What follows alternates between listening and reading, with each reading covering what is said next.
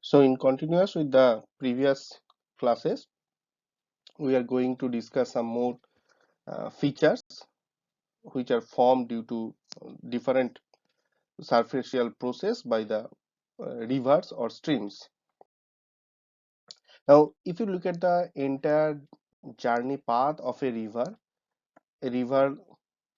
origins from the mouth, mainly by the melting of glaciers, or there are some other kinds of rivers also which get their water from the rainfalls, but in a sensu stricto meaning, uh, when we mean by the word river, the first thought came to our mind, that is a river origins from a highland areas by melting of ice and through the highlands, through the hills, it falls in the flatlands, and ultimately it ends in a permanent water body, either it's a large ocean or sea.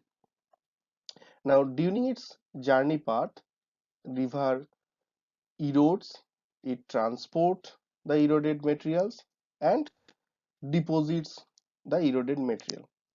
Now, these three processes, that means erosion, transportation, and deposition, these three, if you consider their proportions, the proportions of erosion, deposition, and transportation are not same in all stages or in all uh,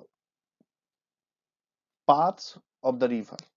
In some parts, erosion is more dominant than deposition, such as in the young stage or in the mountainous portion, where the difference is elevation or the slope is extremely high. So river water moves very quickly, that means velocity is also very high. So in these cases, erosion is very high, deposition is very less, transportation is also high. In the middle course, that is the mature stage, erosion becomes less compared to the young stage. Some depositions occur and the rest of the material are transported. In the mature stage, in the middle stage, mainly the deposition of coarser fragments occurs, but the finer fragments, that means the sediments of sand and below size, they are transported with the fluvial water. And in the last stage, that is in the old stage, here mainly uh, deposition is occurred. Erosion is very uh, less in amount, although erosion is there in these old stages also. But if you compare the type of erosion in the old stage and in the young stage, in the old stage, the erosion is mainly the lateral erosion. That means the banks of the rivers, the side walls of the river channels, they are mainly eroded in the old stage. Whereas in the young stage, that is in the mountainous area, here, apart from the lateral erosion, mainly vertical erosion is going on. So the river channel becomes far and far deeper. So in young stage, mainly vertical erosion, lateral erosion is less, whereas in old stage, mainly lateral erosion is occurring. Due to the erosion processes going throughout the channel of the river, and as we observe that mainly mainly in the upper course, erosion is mainly going on. So most of the erosional features or most of the erosional landforms are found to occur in the mountainous portions, that is in the young stage of the river. The first and foremost feature or first and foremost landform which is produced in the upper course of the river due to erosion, that is the eye-shaped valley, a narrow eye-shaped valley which is commonly or very famously known to us as gorge. Now, as I already told you that during its young stage, when the river flows along the mountains portion, and as the gradient or slope is very high in this uh, journey path, here within a very short time interval, the river water, the amount of or the volume of river water passing through an area is very quick. That means an area, if you consider a unit area and if you consider an unit volume of water, the passing time of that particular volume of water within that particular area is very quick compared to the other stages of river, that is the mature stage or old stage. So river water quickly passes through a point in these stages. So instead of lateral erosion, the river water mainly do vertical erosion. That means it is deepening its channel more uh, deeper and deeper. Now, with successive deepening of the channel, ultimately the channel looks like a I shape, which is known as gorge. Now, with increasing channel depth, the upper portions of this uh, channel, they suffer different superficial process. If you look at this channel, this is a cross-sectional portion. You can see a small uh, eye here. With deepening of the channel, the eye increases its depth. Now in these portions, this is the valley walls, these portions are now exposed to the different kinds of superficial activity such as rains, hail, different storms, or any other kinds of surfaces activity. And as in most cases, you can see that this part of the river channel there was continuous flowing of water, but this part is there is no water. So although lateral erosion is almost not occurring in the upper stage, but as river water is continuously flowing through this part of the channel, so a very negligible amount of lateral erosion is also going on, although it might must be very less in amount compared to the old stage of the river, but some amount of lateral erosion is going on. So this upper part now becomes hanging, and as these are highly weathered by the superficial processes, so this becomes unstable. So ultimately these unstable rock mass, they fall to the river valley, and it forms like a V-shaped valley. This V-shaped side walls of the river valley in the mountainous region is known as spars. Now, when river going through successive these mountains, and during its journey, a river found different hard rocks or different resistant rocks at different portions of its journey. Sometimes these resistance hard rocks occurs alternately. So the river is not able to erode these hard rocks in response or in contrast to the other portions of the valley.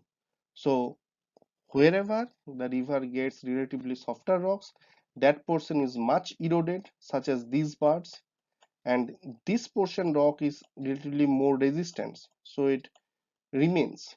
Similarly, after crossing this portion, this part becomes more resistant and eroded. So if you now see the channel, you can see alternate resistance rocks, and they occur like the teeth of a zip. So they are like the teeth and socket structure, alternately arranged. So that is why river is showing so much sinus channel path in this upper course of its flow, and this kind of spars arranged in alternate fashion are called interlocking spars. The next feature commonly found in the mountainous portions or in the young stage of the river, that is called waterfall.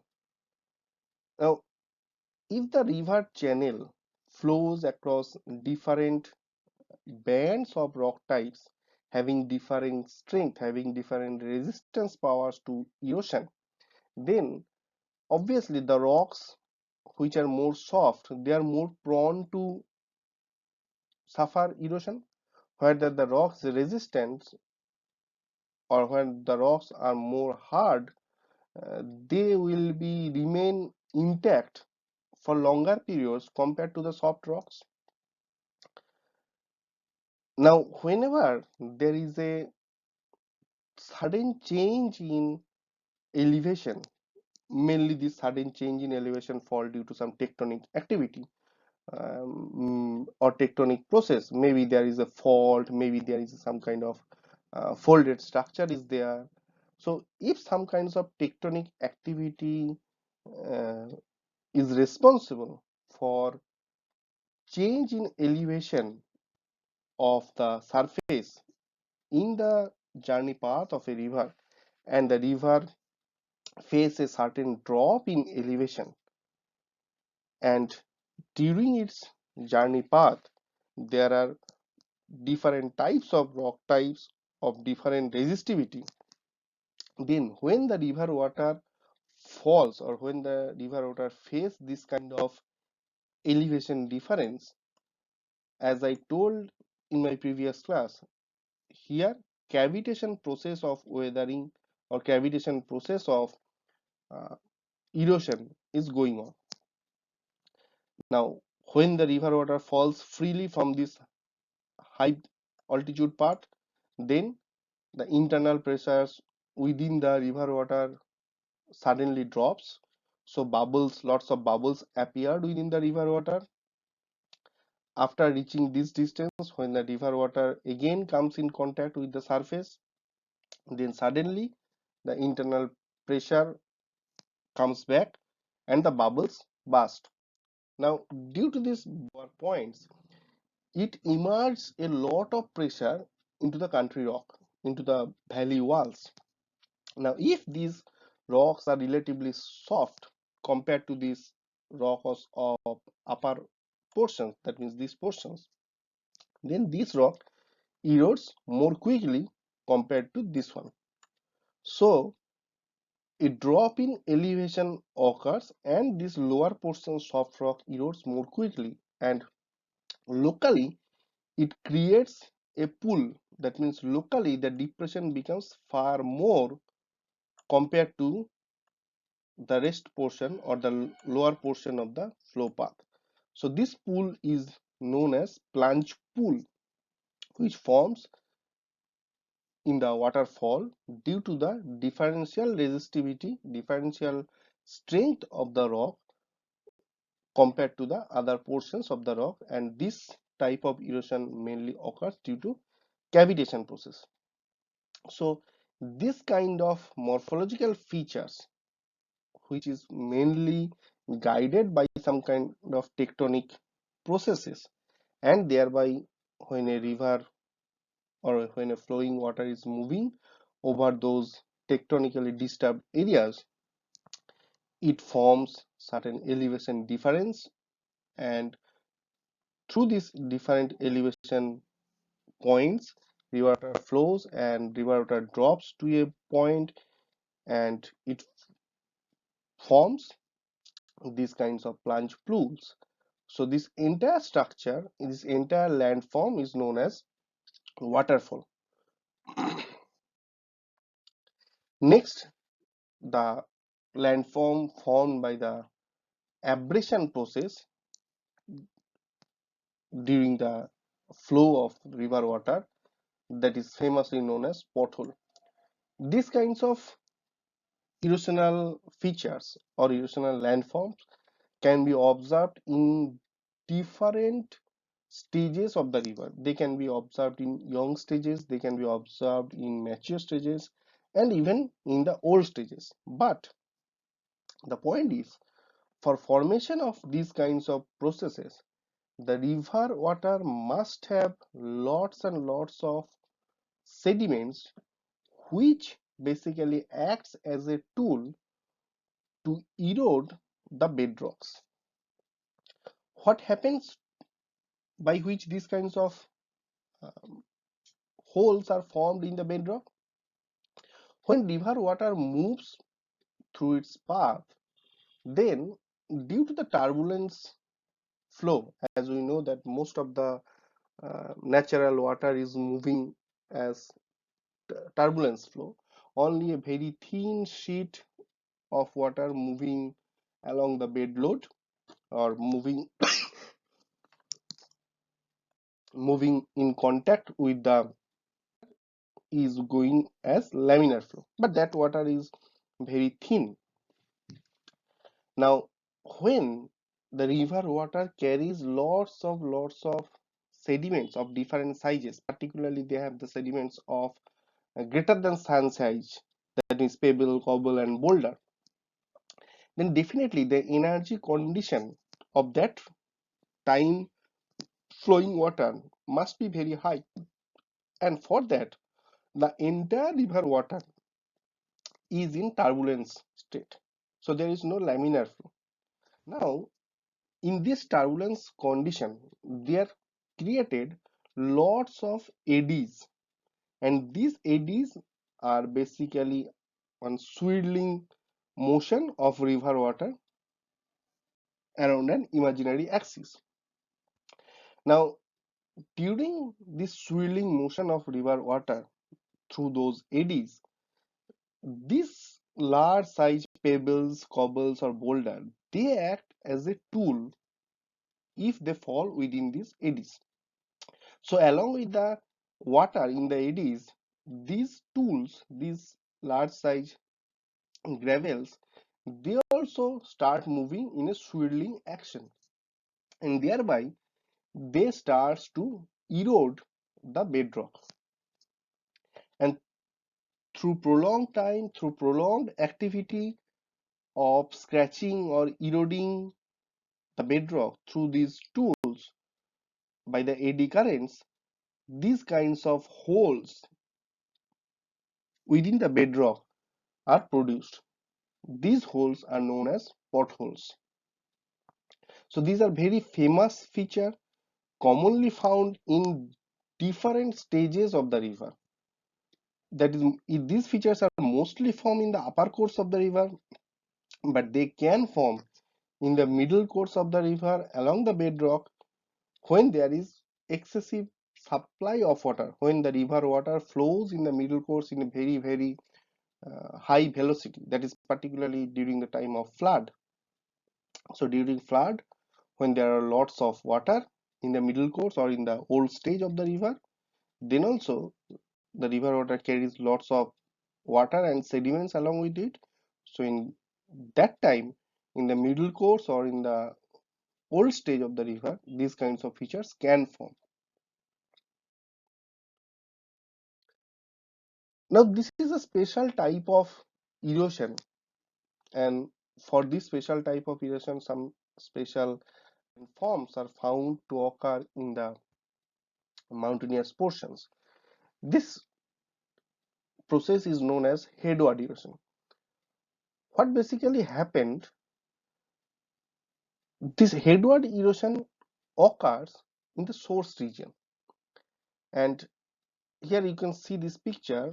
As I already told you that whenever uh, surfacian flow occurs in the form of overland flow, first the water moves as a thin sheet of water covering the entire surface. Through time, this sheet of water are gathering into some small channels through rills, through gullies, and ultimately through streams. successively they collide with each other and form the streams. Now here you can see this in this picture that there are small channels or small gullies through which the water accumulated or gathered into this larger channel.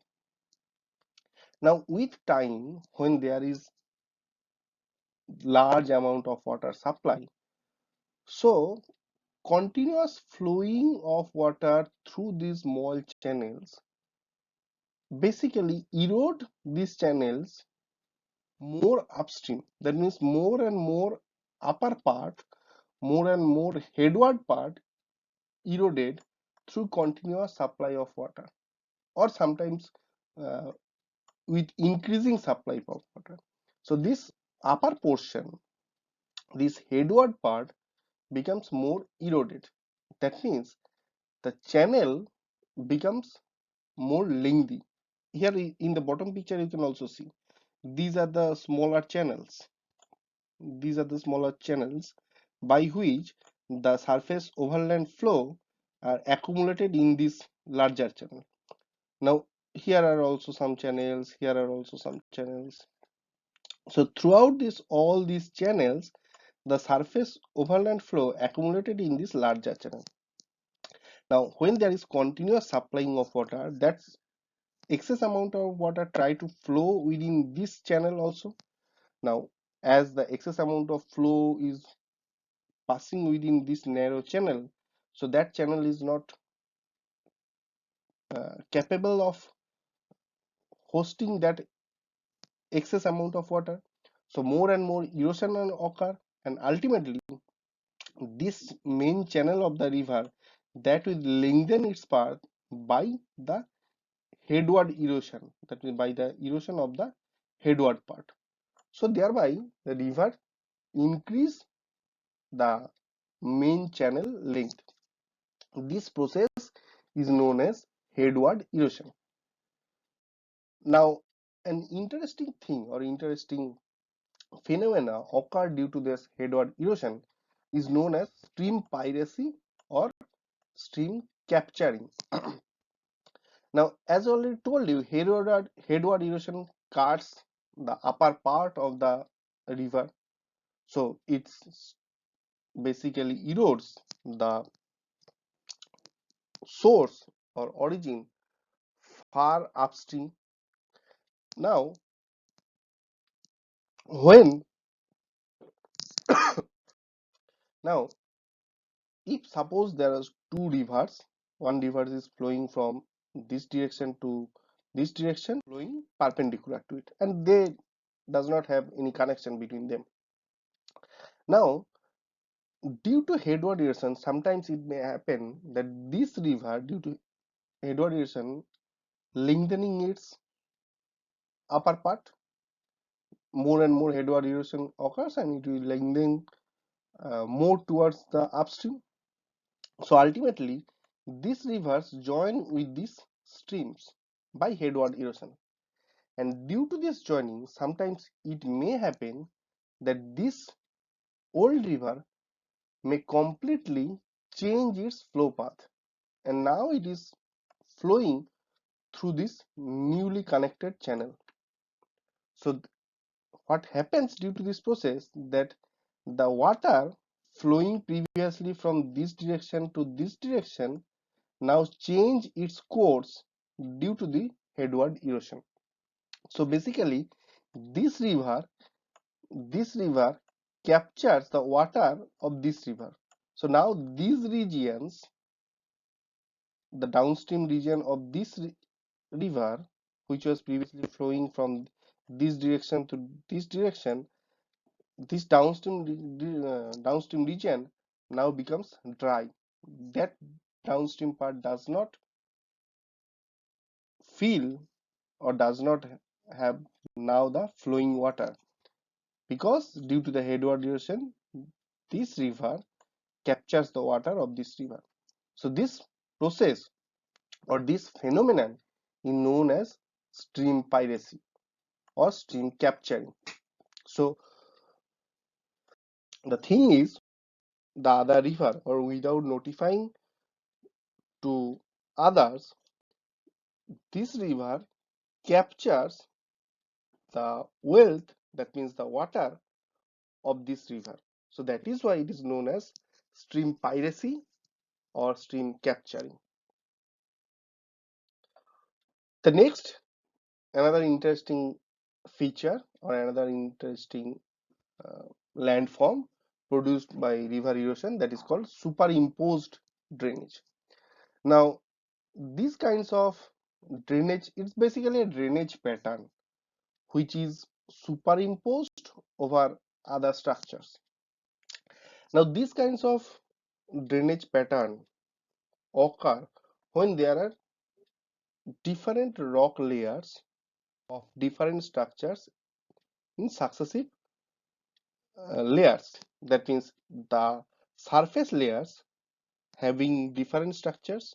Say for example, in this figure you can see the superficial layers are more or less horizontal, and according to these horizontal lying superficial rocks, the rivers is flowing from left to right. So the rivers may be following the regional pattern as well as the structure of the rocks, and by that the river is flowing from left to right. In horizontal layers, you can see the bottom layers, they are intrinsically, or they are much more deformed. They shows some kinds of folded structure, they shows the evidence of faulting, and they occurs with the horizontal layers in some inclined layers. So they are much more tectonically deformed rocks compared to the surface rocks. So in a broad sense, if you if you consider that the superficial layers are sedimentary rocks and there is tectonically deformed subsurface layers, these are metamorphic rocks. So you can see the these rocks are sedimentary and these rocks are metamorphic. Say for example, now whenever a river is flowing from these superficial horizontal layers, either from left to right or from right to left, whichever direction the overall regional slope is going on, or overall regional slope is there.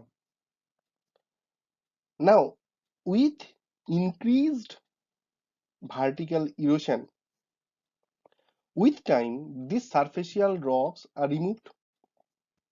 So after some tens of years, the river channel will encounter the rocks in this portion, in this layer, that is the rocks of these metamorphosed deformed rocks are encountered by vertical erosion of this river channel. If you look at vertically, suppose this one is the channel depth at this time, depth at t1 time, at t2 time the channel depth will be like this, and at t3 time the channel meets with this bottom structurally deformed rock ties. Now, as soon as this reflowing water meets with this bottom structurally deformed uh, rocks, then from our previous classes we know that the flow of river or the drainage pattern will be guided by the structure of the underground rocks. So now, apart from the pattern of this flowing river through the horizontal channel, through these more or less horizontal flat sedimentary channels, now this pattern, suppose this river is showing now dendritic pattern. So over this dendritic pattern, now this kind of faulted and folded bottom bedrocks or underground rocks, they are imposing some different pattern over this dendritic pattern of flow. So a new pattern is superimposing over the existing flowage pattern of the river. That means due to the increased vertical erosion, when a stream encounters the older rocks having different structures, having different um resistivity of erosion, then maybe some other kinds of drainage pattern will be superimposed over the existing pattern. This kind of drainage pattern is known as superimposed drainage. Okay, so that's all for today's class.